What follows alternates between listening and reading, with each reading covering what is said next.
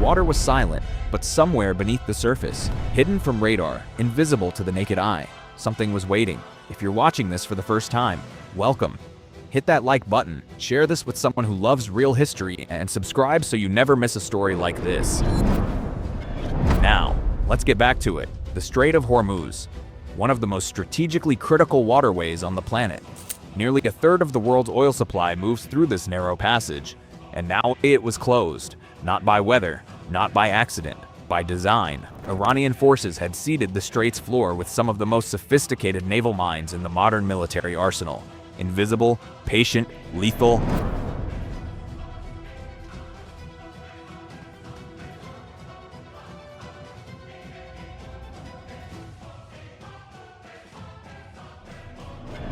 And the United States Navy had just been ordered to clear them. This was not going to be simple. Modern naval mines are nothing like the rusted spiked spheres from old wartime photographs. Today's devices sit motionless on the seabed, or hang anchored at precise depths below the surface, completely undetectable from any passing deck. They don't wait to be touched, they think. A magnetic sensor reads the distortion in Earth's magnetic field caused by a steel hull moving overhead. An acoustic sensor listens, quietly, patiently, for the distinct engine signature of a warship.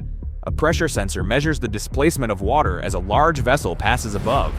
The most advanced versions require all three conditions to align before they activate. That means a vessel can be defeated without ever making physical contact with the threat beneath it. But what happened next changed everything. Underwater drone systems were deployed first, scanning wide grids across the strait floor, building a map of danger zone by danger zone.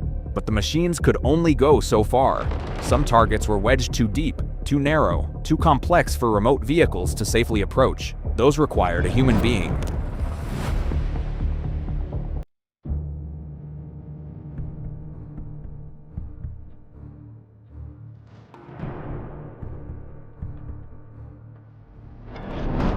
Below deck, Navy explosive ordnance disposal divers began suiting up in silence. Wetsuits pulled tight. Breathing apparatus checked twice. Dive computers, underwater communication gear, and specialized tools. Each piece of equipment inspected with the kind of quiet focus that only comes from knowing exactly what's at stake. They had no idea what was waiting on the other side. The divers climbed into rigid hull inflatable boats and motored away from the ship, toward a set of coordinates flagged by the scanning team. Behind them, the fleet held its breath. Every ship in the formation had dropped to minimum speed.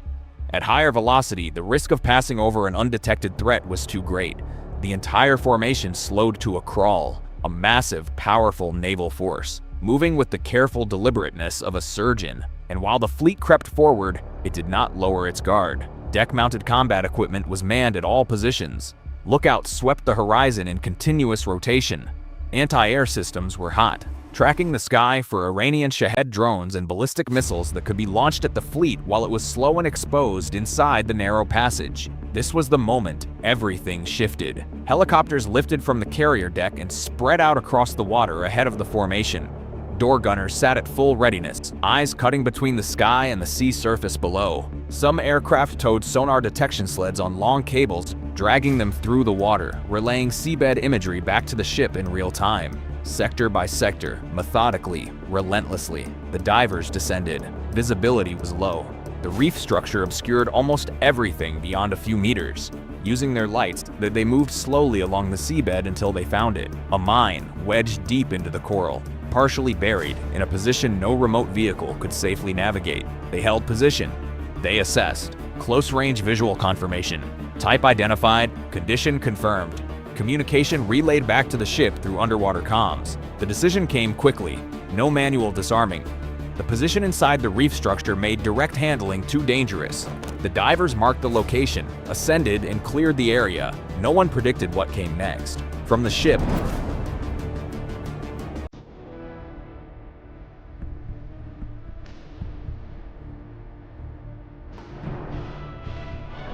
a mine disposal submersible was lowered into the water, a small, remotely operated vehicle built for exactly this moment. An operator sat at a monitor aboard the ship, watching a live feed from the vehicle's camera as it descended to the marked coordinates. The vehicle approached the target slowly, carefully. A disposal charge was placed precisely against the device. The operator confirmed placement on screen. The vehicle reversed to a safe distance. In the operations room, every screen showed the same feed.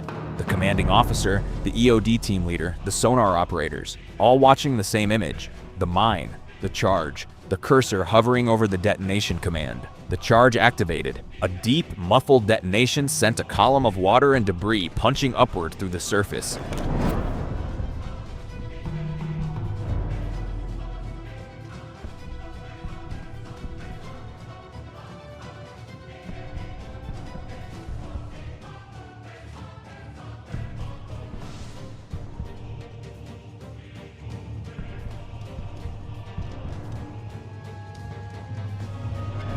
The sonar team swept the coordinates again.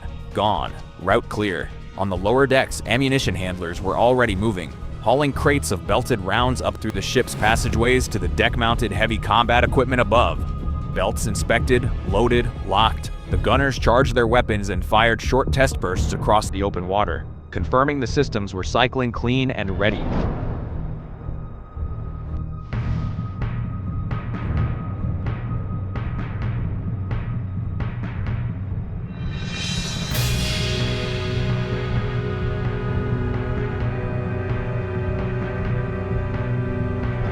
Those guns served two purposes. They could engage incoming aerial threats, and they could also neutralize any floating surface mines spotted at a safe distance.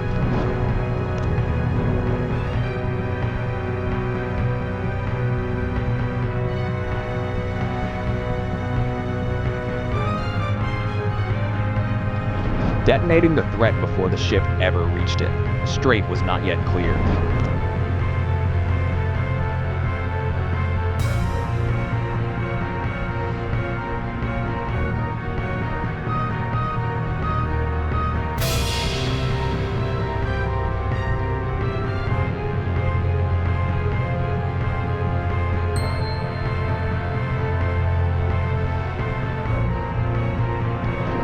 More coordinates, more targets on the seabed, more decisions to be made in the dark, underwater, the weight of the entire operation pressing down from above. The fleet kept moving, slowly, deliberately, and somewhere ahead, the next mine was waiting.